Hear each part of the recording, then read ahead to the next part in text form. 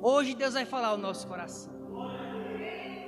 O Espírito de Deus está nesse lugar. A palavra que eu quero deixar se encontra no livro da Revelação, Apocalipse capítulo 3. Vamos ler do versículo 1 até o versículo 6. E eu peço que a igreja acompanhe comigo essa leitura, amém? Deus é maravilhoso. Apocalipse capítulo 3, versículo 1 ao versículo 6. Está escrito na palavra de Deus: ao anjo da igreja em Sardes escreve: estas coisas diz aquele que tem os 7 Espíritos de Deus e as 7 estrelas. Conheço as tuas obras, que tens nome de que vives e estás morto.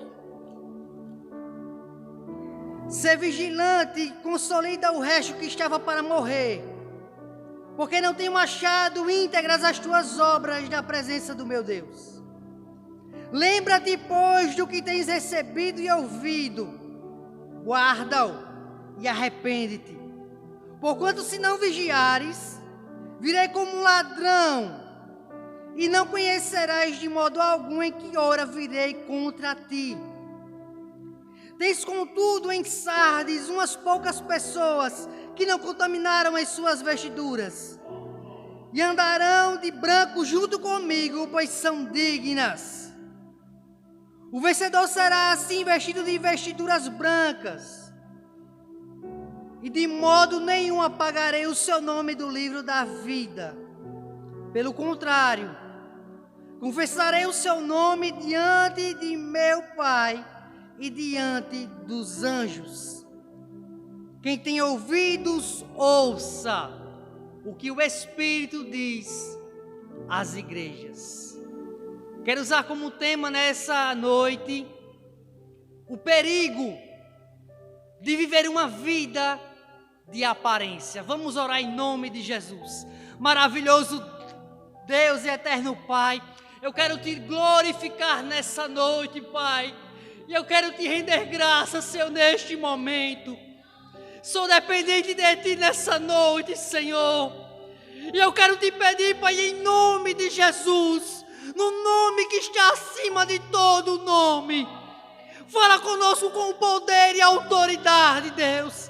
Não fala aquilo que eu quero ouvir, mas fala aquilo que eu necessito ouvir da Tua parte, Pai.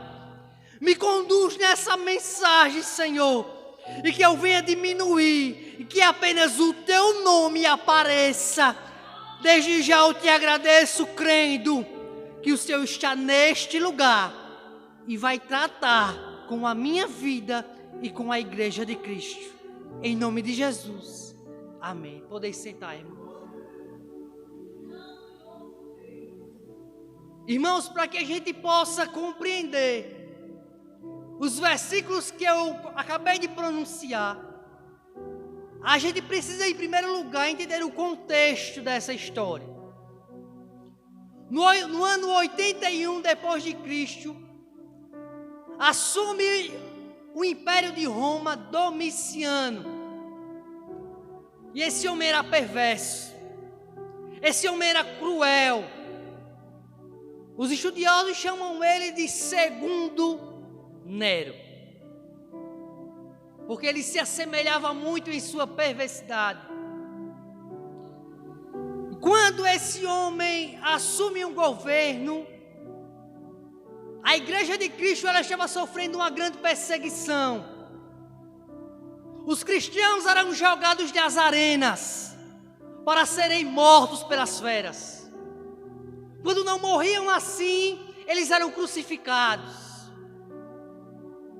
Eles eram queimados vivos. Nesse momento, todos os apóstolos de Cristo na terra já haviam sido martirizados, exceto João, conhecido como o apóstolo do amor. João era pastor em Éfeso, e Domiciano, sabendo que ele estava vivo, decide calar a última voz apostólica de Deus na terra. E ele leva João para a ilha do Mar Egeu, para a ilha de Patmos. Uma prisão com o objetivo de acabar com o cristianismo. Mas quando todas as portas da terra se fecham para João, Deus abre uma porta no céu, aleluia. Aquele momento, irmãos, aquele dia, era um dia de domingo, o dia do Senhor. Quando João escuta atrás dele uma voz que dizia: escreve tudo o que eu vou te dizer, João. E em primeiro lugar, as 7 igrejas da Ásia Menor: Éfeso, Esmirna, Pérgamo, Tiatira, Sardes, Filadélfia e Laodiceia. Quando João se vira para ver com quem era que estava falando, ele vê 7 candelabros de ouro.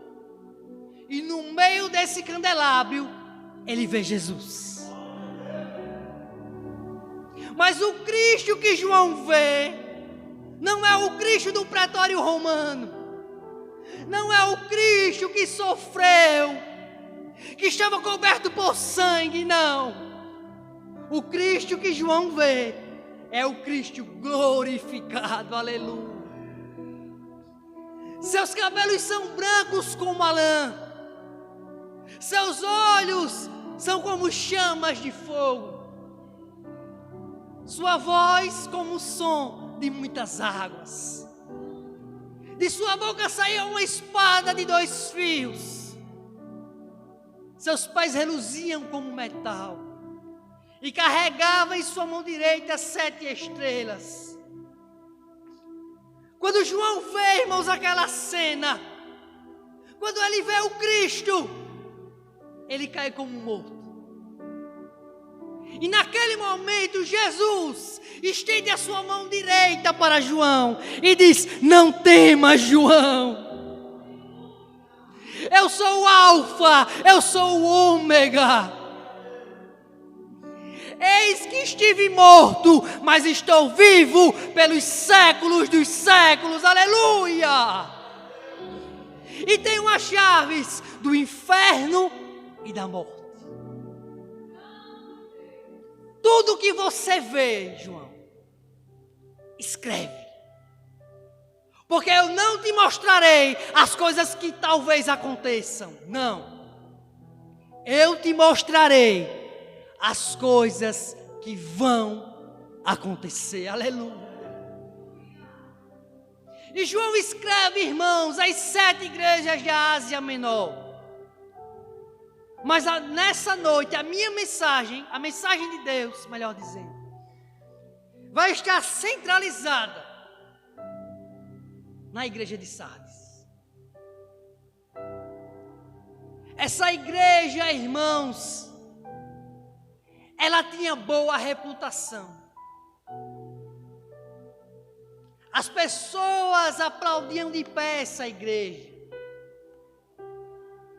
No tempo passado, essa igreja era uma igreja próspera. A cidade era próspera. Mas Jesus, que conhece a igreja, que conhece o povo, faz um diagnóstico para essa igreja. O povo via o que estava à sua vista, aquilo que os olhos humanos podiam enxergar. Mas Jesus viu o coração do povo, aleluia. E o diagnóstico de Jesus era: você está morta. Tem fama de viva, mas está morta. Para as pessoas terrenas, vocês estão muito bem. Mas para mim não. O povo, irmãos, estava coberto de idolatria. Havia na cidade de Sardes um templo no centro da cidade. O templo de Artemis ou Diana, como muitos conhecem. E ali o povo adorava aquelas divindades pagãs. Será que Deus estava se agradando disso? Não. Mas sabe qual era o problema do povo? Eles estavam cegos espiritualmente. Tinham olhos, mas não enxergavam. Tinham ouvidos, mas não ouviam. Sabe qual é o problema da morte espiritual? É que a pessoa que está morta espiritual, ela é a última a saber. Ela não percebe. Isso aconteceu com Sansão, um dos juízes de Israel. Em um momento oportuno em que os filisteus atacavam, Sansão achou que ainda o Espírito de Deus estava guiando o seu coração. Mas a Bíblia diz que o Espírito do Senhor se apartou de Sansão e ele não percebeu. A cegueira espiritual, irmãos, ela produz isso. Por quê? Porque quando a gente desobedece a Deus, agindo segundo a nossa vontade, fazendo segundo o nosso querer, a gente não está na luz, a gente está em trevas. E porque a gente está em trevas, a gente tropeça. Mas tem uma parte boa em estar no fundo do poço. Talvez você não veja dessa forma. Mas quando a gente chega no fundo do poço, quem nunca chegou? É nesse momento que Deus consegue extrair o melhor de nós. Quem está no fundo do poço só pode olhar para cima, só pode olhar para Deus. E é nesse momento, quando tudo está dando errado pela nossa desobediência, é que a gente começa a entender o que não está no lugar. É nesse momento que a gente está no fundo do poço, que a gente está cego espiritualmente, que as tempestades começam a surgir, que a gente começa a fazer uma autoanálise da nossa vida. Irmãos, há uma grande probabilidade de cada um de nós, se estivéssemos naquele tempo e visse todas aquelas igrejas, há uma grande probabilidade da gente ter o desejo de congregar na igreja de Sardes. Porque aparentemente estava tudo bem, quando não estava nada bem. A visão de Deus não é a visão do homem. Isso nos ensina uma verdade. O que verdadeiramente importa não é o que eu penso ao meu respeito. O que verdadeiramente importa não é o que as pessoas pensam ao meu respeito. O que verdadeiramente importa é o que Deus pensa ao meu respeito.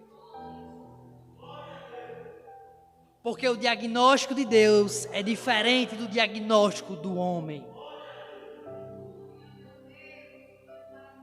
E Deus começou a exortar essa igreja,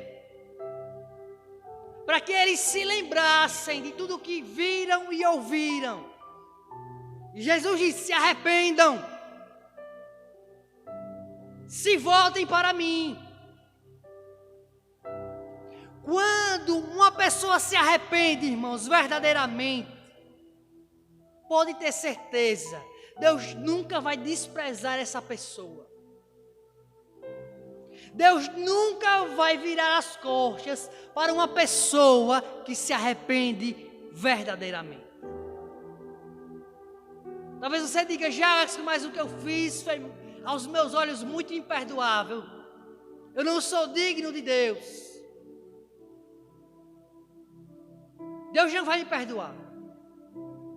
Eu não tenho nem mais vontade de me chegar a Deus, porque é sempre a mesma coisa. Quem lhe disse, irmão? Deus, ele não sai do lugar. A gente é que anda por caminhos que não era para andar, mas o Senhor permanece no mesmo lugar, esperando que a gente clame a Ele e se volte a Ele. Essa igreja, irmãos, eu creio que as pessoas olhavam para Ele e diziam: essa está pronta para morar no céu. Essa está de parabéns. Mas não era o que estava acontecendo. Sabe o que o pecado faz com o ser humano? Ele cauteriza a mente. Cauteriza, irmãos. A gente vai pecando, e aquilo que a gente tinha temor no passado, se a gente não vigia e continua pecando, agora já vai ser algo normal. Por quê? Porque a mente já está cauterizada. Quando o pecado entra no coração do homem, ele dá luz à morte espiritual. E quando a gente está morto espiritual, a gente sente que Deus está tão longe de nós. A gente sente que Deus não nos ama.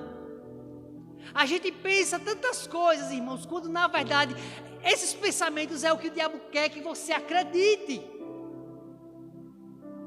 Mas é mentira do diabo. Ele é o enganador. E talvez nessa noite tenha alguém aqui que se sinta morto espiritualmente. Talvez nessa noite tenha alguém aqui que se encontra em um beco sem saída e não sabe para onde correr. Não corra para nenhum lugar, irmãos. Em vez de correr para a esquerda e a direita, firme os seus joelhos no chão e clame àquele que pode resolver o meu problema e o teu problema. Aleluia! Não importa como você chegou aqui, a mão direita do Senhor está estendida para a minha vida e para a tua vida. Basta que a gente reconheça que somos falhas e pecadores e lute contra isso. É claro que com a sua força você não vai vencer. Talvez você não esteja vencendo porque você está usando as suas armaduras, as suas ferramentas, e não as ferramentas de Deus. E talvez por isso há anos você não consegue vencer, porque você está usando os instrumentos errados, porque você está usando os instrumentos da terra, não os do céu. Aleluia! Quando a gente, irmãos, usa aquilo que Deus nos dá, pode ter certeza que mesmo na nossa pequena força, Ele vai nos conferir graça para vencer dia a dia essas batalhas. Não há nada impossível para Deus. Nada. Não limite o Deus que você serve, irmãos. A gente precisa, sabe fazer o quê? Dar nome aos pecados. Todos nós temos. Quem não tem pecado? Romanos diz que todos pecaram, destituídos estão da glória de Deus, sendo justificados através de Jesus. Então, todos pecaram. Ninguém por mérito merecia salvação. Todos têm deficiências. Todos têm limitações. Então, a gente deve fazer o quê? A gente precisa dar nomes a essas coisas que nos distanciam de Deus. Comece a dar nomes. Seja sincero com Deus e diga: Senhor, É isso aqui, Senhor, meu pecado. É isso aqui que que eu não consigo me concentrar e fazer a tua vontade. É isso aqui que me distancia da tua presença, Senhor. Me ajuda. Será, irmãos, que Deus vai estar com os ouvidos assim? Será que Deus vai estar com os olhos assim? Para um povo que clama a Ele com sinceridade e verdade? Não. O Senhor vai atentar para a oração que for sincera. Aleluia. Seja sincero com Deus. E Deus vai te honrar nessa terra. Aleluia. Até porque Deus não fez super-homens. Deus não fez pessoas inabaláveis. A gente é falho. Se não fosse o Senhor na nossa vida, a gente não estaria aqui. Agora, a gente precisa reconhecer as nossas falhas, a nossa pequenez, e ser dependente dEle. Ele tem que guiar a nossa vida. Ele tem que ser o Senhor da nossa vida. Ele tem que ser a primícia da nossa vida. Ele tem que ser a prioridade da nossa vida. Por quê? Porque quando você prioriza Deus, Deus começa a trabalhar nas suas dificuldades. Aleluia. E Ele começa, irmãos, a colocar tudo no lugar. Talvez a sua casa esteja bagunçada hoje. A sua casa é a habitação do Espírito Santo de Deus. E o que Ele quer? Ele quer arrumar a casa. E hoje é um dia para arrumar essa casa, aleluia. Hoje é um dia para varrer essa casa. Hoje é um dia para passar um pano nessa casa. Porque o Senhor está preparado para te ajudar nessa limpeza. Se a gente não tratar os nossos pecados, as nossas falhas, dando nomes a eles, a gente vai começar a empurrar com a barriga, empurrar com a barriga, empurrar com a barriga, e corre o risco da gente viver um engano religioso. Eu estou na igreja, eu não perco um culto, eu leio a palavra, eu escuto o pastor, mas não há mudança, não há transformação, não há novo nascimento, não há plenitude no Espírito, não há vida com Deus. E tudo isso, irmãos, o Senhor quer fazer na nossa vida, aleluia. Ele quer guiar a nossa vida. Quem é guiado por Deus não tem moradia fixa. Ele vai pairando, ele vai pairando. Ele vai dando legalidade a Deus e Deus vai soprando o nome dele. E não é porque ele é bom, é porque ele entendeu o propósito. Então, meu irmão, minha irmã, não viva um engano. Abra os seus olhos espirituais hoje. Porque nessa mesma passagem, Jesus foi claro ao dizer que Ele virá como um ladrão. Um ladrão, se vai roubar a sua casa, ele não vai avisar que vem. Ele não vai avisar. Da mesma maneira, da mesma forma, Jesus não vai avisar quando virá. E o que nós temos que fazer? Estar preparados. Estar preparados assim como João estava na ilha de Pátimos. Estar preparado como Paulo estava no dia que foi decapitado, aleluia.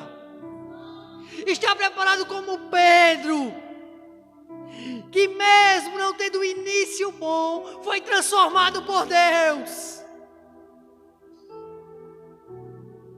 Deus quer que a gente, irmãos, olhe para a palavra. E não só olhe para a palavra, coma a palavra, usufrua da palavra, tenha prazer na palavra. A palavra precisa ser tudo na nossa vida. E a grande verdade, irmãos, é que muitas vezes não é. Por quê? Porque a gente começa a se preencher com as coisas do mundo. E já foi falado aqui sobre isso. Essas coisas sufocam. Essas coisas tiram o foco. A nossa morada não é a terra. A nossa morada é o céu, aleluia. Não é algo passageiro, é algo eterno, glória a Deus. Não troque a eternidade para o momento vai passar, a eternidade é para sempre. Daqui a 100 anos a eternidade vai continuar sendo a eternidade. E pode ter certeza, o que Jesus preparou para nós é o melhor. Aquilo que o olho não viu, aquilo que o ouvido não ouviu, que não desceu no coração do homem, é isso que Deus preparou para a igreja dele, aleluia. Hoje, essas 7 igrejas da Ásia Menor, que eu citei aqui, estão em ruínas. Todas estão em ruínas. Jesus alertou elas. Porque essas igrejas, irmãos, elas existiram. Mas elas não obedeceram. O que Jesus está nos alertando é que a gente não venha ser apenas um ouvinte, mas que a gente venha ser um praticante da palavra. Se a gente não pratica a palavra, só escuta, não há fruto, não há nada, não acontece nada, irmãos. Agora, se eu começo a usufruir dessa palavra na minha vida e creio que é a boca de Deus falando comigo, pode ter certeza, alguma coisa vai acontecer. Deus vai mover céus e terra. O crente que tem comunhão com Deus, que tem intimidade com Deus, aonde ele chega, ele impacta.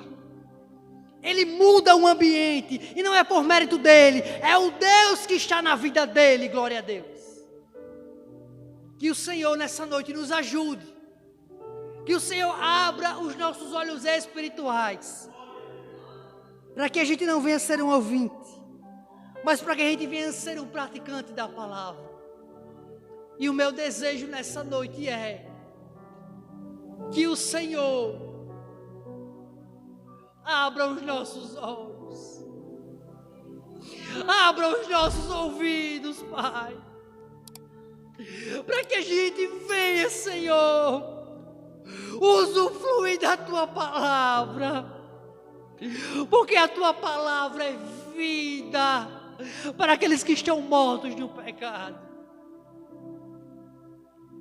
Que o Senhor nos ajude a terminar a carreira, porque se Ele começou uma boa obra, e eu creio que Ele começou, Ele vai nos dar ferramentas o bastante para completarmos esta obra. Vamos aplaudir ao Jesus, irmãos, e eu agradeço a oportunidade em nome de Jesus.